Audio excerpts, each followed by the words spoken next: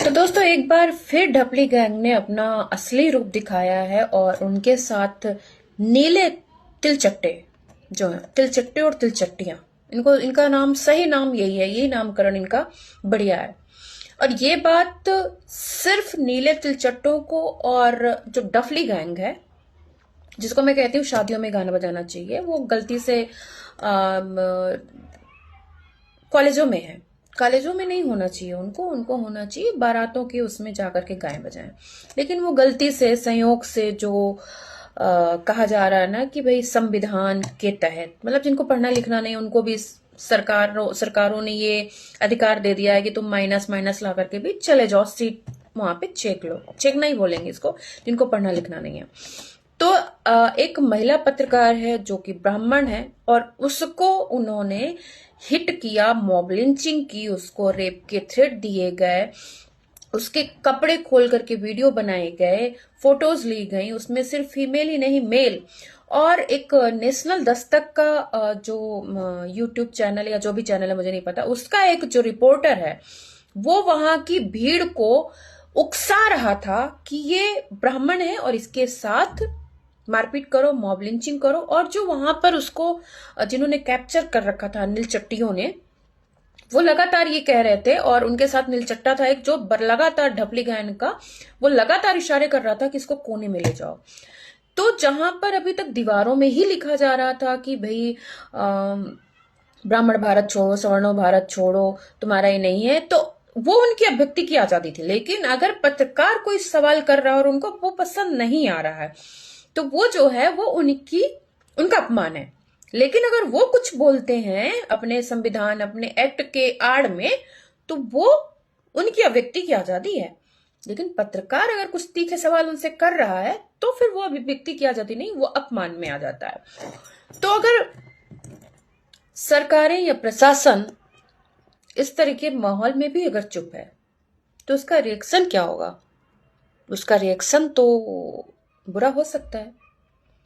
जब जिनको उपचार करना चाहिए ऐसे लोगों का, अगर वो उपचार करने में अक्षम है तो लोग सक्षम हो जाएंगे उनका उपचार करने में, जो कि बहुत गलत है समाज के लिए। आप सोचिए कि जब यूजीसी लागू नहीं है विश्वविद्यालयों में, तब ये हाल है, और जब लागू हो जाएगा तब क्या हाल होगा? आप सोचिए इनकी मंशा क्या है, कितनी गिरी हुई। और ये बातें मैं सिर्फ कह रही हूं, ये बातें सिर्फ नीलचट्टियों को, वामपंथियों को, ढपली गैंग वालों को ही बुरी लगेंगी। ये मेरे किसी हिंदू भाई को बुरी नहीं लगेंगी, चाहे वो कोई भी किसी भी जाति का हो। मेरा किसी से कोई द्वेष नहीं है, मेरा किसी जाति से कोई दोष नहीं है। मेरे बहुत सारे दोस्त हैं जो हर जाति से हैं और उनको भी मुझे लगता नहीं उनको कोई दिक्कत होगी। ये दिक्कत सिर्फ और सिर्फ जो गंदी मानसिकता रखते हैं, ये सिर्फ और सिर्फ उनको इस चीज से दिक्कत है कि कोई ब्राह्मण है, कोई सवर्ण है, उससे दिक्कत है। हम बहुत जगह रहते हैं जहां पे हम साथ में खाते हैं, पीते हैं, उठते हैं, बैठते हैं, हमारा तो कोई मनमुटाव नहीं है। हमें नहीं पता हमको लेकर के किसने मनमुटाव अपने मनों में पाल रखा है। हमने तो आरक्षण को भी मान लिया कि चलो ठीक है, आपके साथ कुछ गलत हुआ होगा, आप तभी कुछ लें, आप उठिए, आप हमारे हमारे ही लोग हैं, उठिए। हमने तो कभी द्वेष नहीं पाला मन में। लेकिन आपके मन में जो नीलचट्टे लोग हैं या जो ढपली गैंग है, वो लगातार द्वेष फैलाने की कोशिश करते हैं, लगातार द्वेष रखते हैं। तो ऐसे लोग अगर भीड़ में ऐसा काम कर सकते हैं, किसी महिला के साथ, किसी बेटे के साथ, किसी बेटी के साथ, किसी के भी साथ, तो सोचिए वो अकेले में क्या नहीं कर सकते हैं। और जब इनके हाथ में, वो कहते हैं ना लंगूर के हाथ में तलवार देना, यूजीसी जैसे एक्ट इनके लिए और दे दीजिए आप परोस करके, तो वो लंगूर के हाथ में तलवार देने जैसी बात होगी। सोचना पड़ेगा, विचारना पड़ेगा लोगों को, समाज को, प्रशासन को, सरकारों को, क्या सही है।